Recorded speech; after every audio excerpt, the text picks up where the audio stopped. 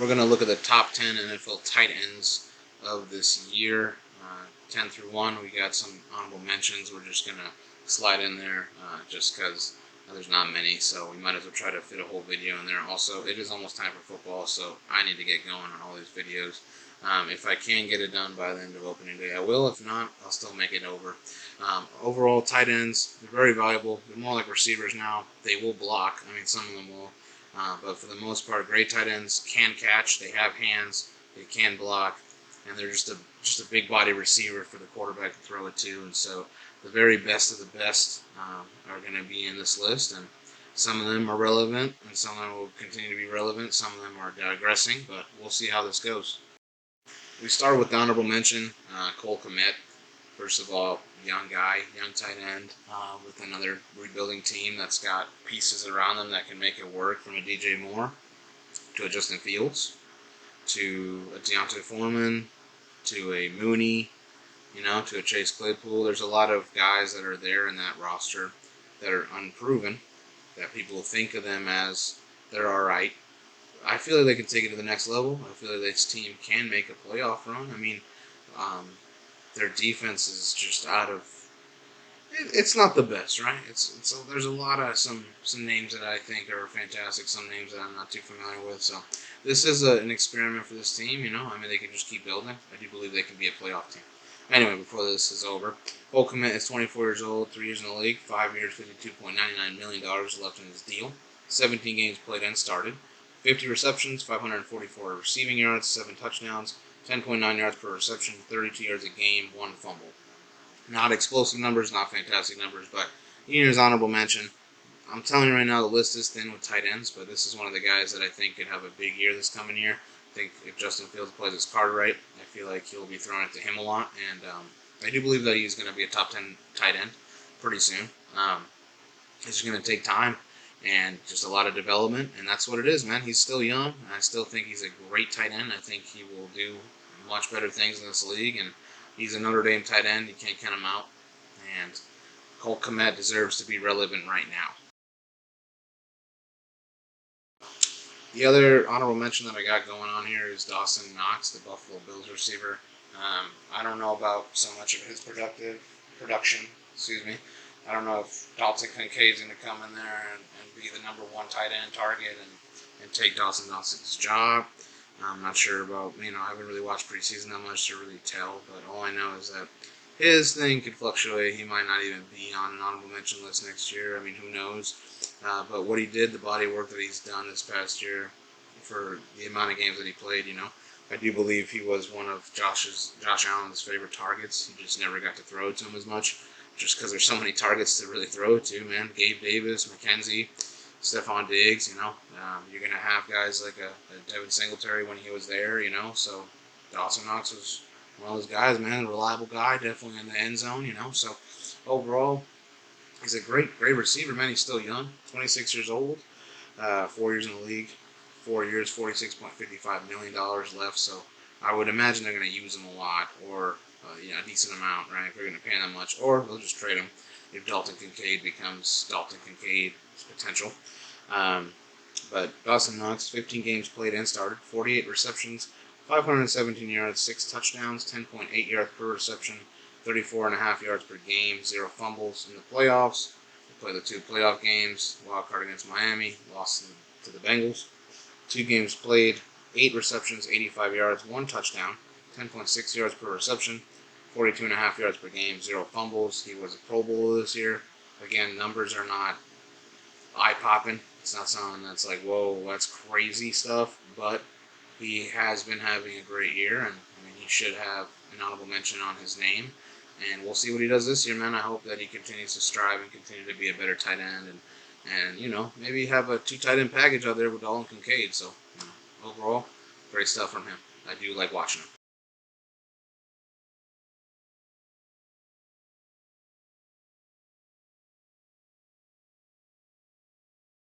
Next on the honorable mentions, we got David Njoku, Cleveland Browns tight end.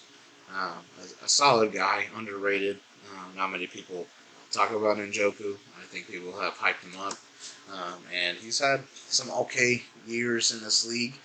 He's been in the league for 6 years. He's 27 years old. I do believe that he's got, he's still got some left in the tank. I still believe he's an impact player. I believe that he is in a situation where he can't really shine, and you can't really know much about him just because the Cleveland Browns are the Cleveland Browns. I know they had some years of them finally going back to the playoffs and doing something, but then Baker Mayfield situation, and now they have Deshaun Watson, and Deshaun Watson's been rusty, so now he's in his full year. Can he produce the way Deshaun Watson used to in Houston? And it's just a lot of unanswered questions, and we'll see. But I think his impact will still be felt. Definitely, Cleveland needs a guy like this guy here, and he's a solid foundation guy. And I think him and Nick Chubb, man, Amari Cooper, they got some players. They got some players in Cleveland. I do believe that they could be decent. They could be decently good. So it's all up to if Deshaun Watson likes Devin Njoku. I think he will, though. He's a reliable target. He's got 3 years, $42.25 million left on his deal. He played 14 games and started them. 58 receptions for 628 receiving yards, 4 touchdowns, 10.8 yards per reception, 44.9 yards a game with 1 fumble. Again, not bad, man. Not bad. Pretty solid. And, I think he's entertaining. I think he's underrated. I think he's just in a bad situation. I do believe this year, I think he can turn it up more. I think Deshaun Watson will step up and do what he's got to do. And I do have faith that he'll be a top 10 member at some point in the next 2 years or so. But he's relevant, and he should be honorable mention. Not bad stats. So, yeah, we'll see what he can do this year. Last on the honorable mentions list, we got Noah Fant, tight end, Seattle Seahawks. Got in a trade with him for Russ, part of the package there. And honestly, Gino definitely used him. Definitely was reliable. I think his numbers will go up. Again, it's really hard to have that when the receiving core is legit. Noah Fant's there, right? But you have DK, you have Tyler Lockett, you just got Jackson Smith and Najiba, you got Kenneth Walker out there from the backfield. Like, you got people that you can throw it to, and so there are a lot of targets. There are a lot of weapons for him to use. There are a lot of people that can go there and be like, oh, well, I want to use that guy. I need that guy. Gino's going to have to spread the ball around, and I think he's done that tremendously this year. And Seattle's dangerous, dude. Seattle's offense will be nice. It'll be better than last year. They're, the younger guys have experience in the league. The older guys, they just continue to produce and do what they can and provide that veteran leadership. Geno Smith, he's going to try to prove that 1 year was not a fluke, that he's actually a star QB, and that contract is not for nothing. It's for something, and that the Seattle can go to a Super Bowl, that they can contend for one. I do believe they can. They have a great roster out there. So Noah Fant's a big part of that. He's honorable mention. He's relevant. He really is. He's a young guy, 25 years old, 4 years in the league. 1 year, $6.85 million left on his contract, man. He's going to get paid. He's going to get paid. Seattle's going to pay him, or someone's going to pay him, but someone's going to want him. Big dude, young, tight end, and, top 10 tight end in the league very soon, he's getting there. He will be top 10 very, very soon. 17 games he played, 16 he started, 50 receptions for 486 yards, 4 touchdowns, 9.7 yards per reception with 28.6 yards a game, 0 fumbles. Again, didn't get thrown to that much with the yards wise, but still, impact player. Whenever you need it, whenever there's coverage, and you got to have a blanket, you got to have another guy, and it's Noah Fant. The playoff game against the Niners, only 1 reception for 11 yards, and no touchdowns, no fumbles. Quiet game, not that great of a game, but it's the Niners defense, He like I said, he'll get better. He'll be a better tight end. He'll be a better pass catcher. He's a great blocker. So, they got something going there. Seattle's brewing, man. Seattle's brewing to have a great year, especially with him. So, he is deserving of honorable mention.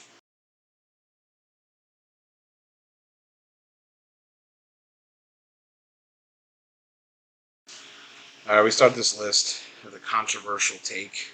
Number 10, Mike Gesicki. Why did I pick Mike Gesicki? Well, based on his body of work, he's had more years in the league in terms of what he's been able to do. It's been pretty impactful, right? He played pretty well for the majority of his time in Miami. He's now a New England Patriot. I still believe in his talent. I still believe he should be top 10. He's on a thin line of a top 10 I do believe guys like a Noah Fant and Njoku, those kinds of tight ends um, are going to be up there. Kincaid, we'll see what he does. I have some, some things, man. Mayer, some of these rookies, man, they could definitely be top 10. It's nice to have some top tight end potential here because tight ends are pretty rare. There's not much talent out there in terms of numbers and tight ends in the league, man. So it's nice to see some kind of talent pushing towards more of the positions that I feel like could use more talent in them. Especially with receivers being so much. But tight end, Mike Gesicki, he is a great tight end, man. If you give him the chance, I think he's going to thrive in New England. I think Mac Jones and whoever, Bailey Zapp, whoever's the QB there, I think they'll thrive. They'll definitely throw it to him. He's a great pass catcher. He's a great pass catcher. He's a little questionable, I guess, on the run block, and everything. But I do believe he's got some talent, man. He's still got some things to prove, and his numbers can go all the way up. Especially with New England, man. I think they can do a lot with him. 27 years old, 5 years in the league, 1 year, $4.5 million deal that he signed with the Patriots this offseason. He's played in 17 games, only started in one of them, though. 32 receptions, 362 receiving yards, 5 touchdowns, 11.3 yards per reception, with 21.3 yards a game, no fumbles. Playoff-wise, against the Bills, the wild card game, he had 2 grabs for 15 yards, 7.5 yards per reception, 1 touchdown, 0 fumbles. He's got the ability to be in the end zone and be a threat in the end zone. He could be a better route runner. He could be a better pass catcher, but I still believe in his potential, and he's got some things to prove, man, especially if he wants to stay in the top 10. I'm going to give it to him because of the body of work, because I've seen him dominate, in the past. So I'm going to give it to him, but he's got to step it up, or else he will lose that spot and just be an honorable mention or not even be mentioned. So we'll see what he does in New England this year. Number 9, Dallas Goedert of the Philadelphia Eagles. Another guy that's part of a weaponry that is insane out there. A.J. Brown. I mean, yeah, A.J. Brown, Devontae Smith. Now they have DeAndre Swift. They got Dallas Goedert, obviously, who's amazing out there. But it's a list of weapons, man. I'm not sure if they still have Quez, but they have the ability to just throw it up and just know that they got weapons. They know what's going on. They got people. The running backs that are there at the backups with Gainwell and them. And they have a fantastic offensive line. Dallas Goedert just makes up another offensive lineman, man. Great blocker, and also a great pass catcher. I think he gets overlooked for that, but he's a great pass catcher, great runner. Another thing that gets overlooked, but just a big dude, man. A big dude who has potential of being like, not exactly Travis Kelce, man, but he's got flashes, dude. He's got flashes of having numbers like that, of having 80 plus receptions. It's just when you try to share the ball so much, it's kind of hard to pick who's going to get where and who's going to be where and how many people are going to get receptions every single game. Jalen Hurts has a lot of decisions to make. He did throw it to him. He did enjoy Dallas Goedert. He felt safe. It's a nice blanket for him. And Dallas Goedert, well known, dude. Well known. Just another list of tight ends in Philly that just end up having a great, successful career, Dallas Goedert's 28, 5 years in the league, 3 years, $42 million left on the deal, 12 games played and 12 started. He would have had 80 plus receptions if he played all these games, man. 55 receptions in 12 games, 702 yards, 3 touchdowns, 12.8 yards per reception, 58.5 yards a game, 1 fumble. Playoffs, again, they lost to the Chiefs in the Super Bowl. Played 3 games, started them, 16 receptions for 141 yards, 1 touchdown, 8.8 yards per reception, 47 yards a game, 0 fumbles. I think he's the backbone. I think, like I said, he gets overlooked, and I just feel like you got to give credit where credit's due. Hurts loves Goedert. Philly loves Goedert, and Goedert's a solid tight end, man. So he deserves to be on this list, and he's done some great stuff, man. Learned from the best at Zach Ertz, and it's carried him. So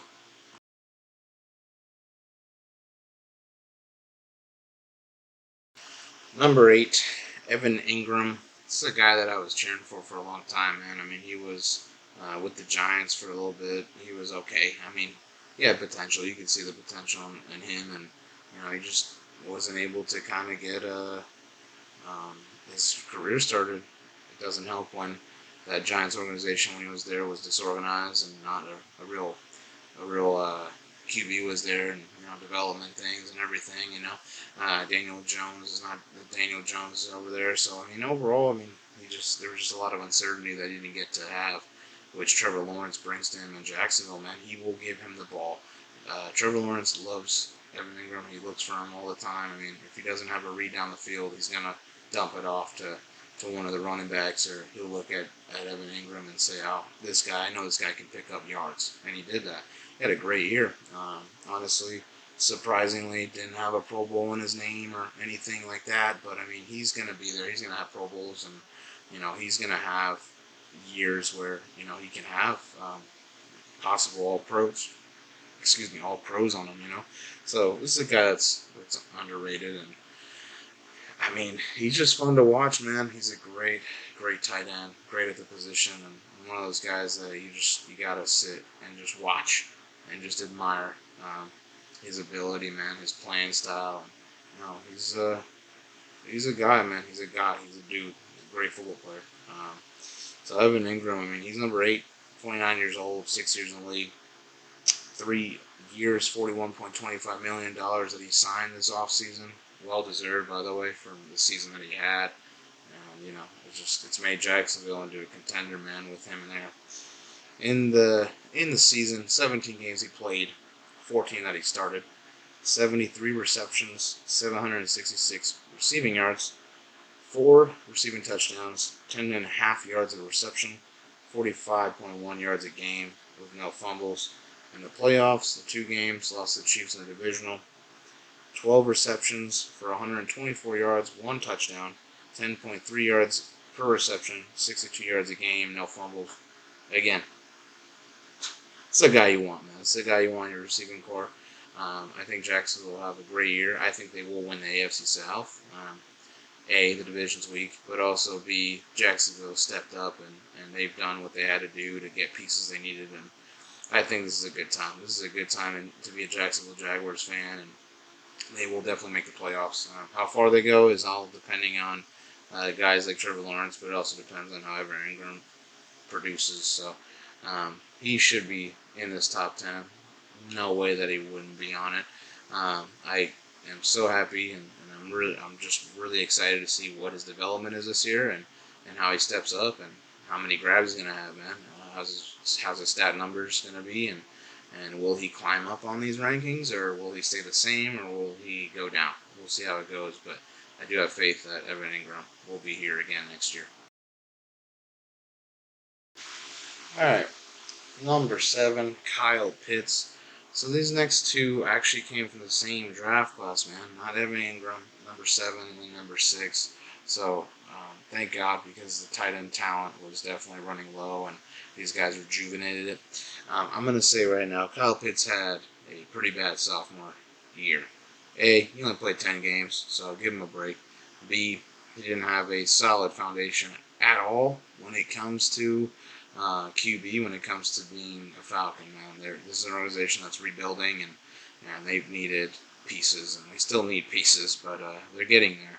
And they really do believe Desmond Ridder is the answer. I mean, a lot of people are skeptical.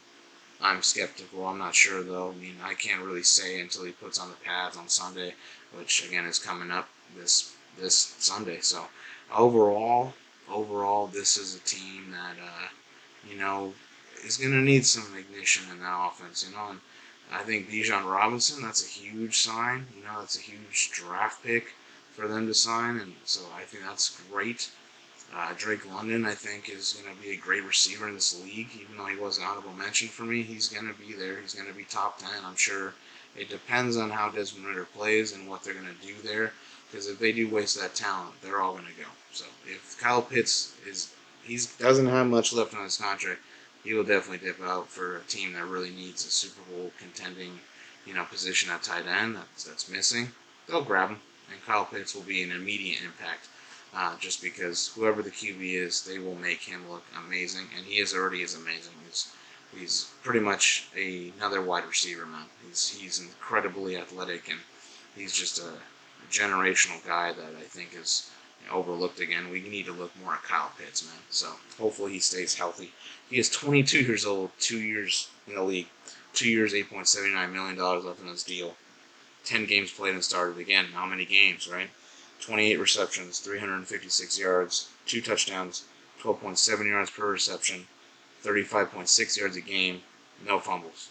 No playoffs, obviously, because they are the Falcons, right? But this is a guy, get him healthy, get him a good QB. Hopefully Desmond Ridder is that guy.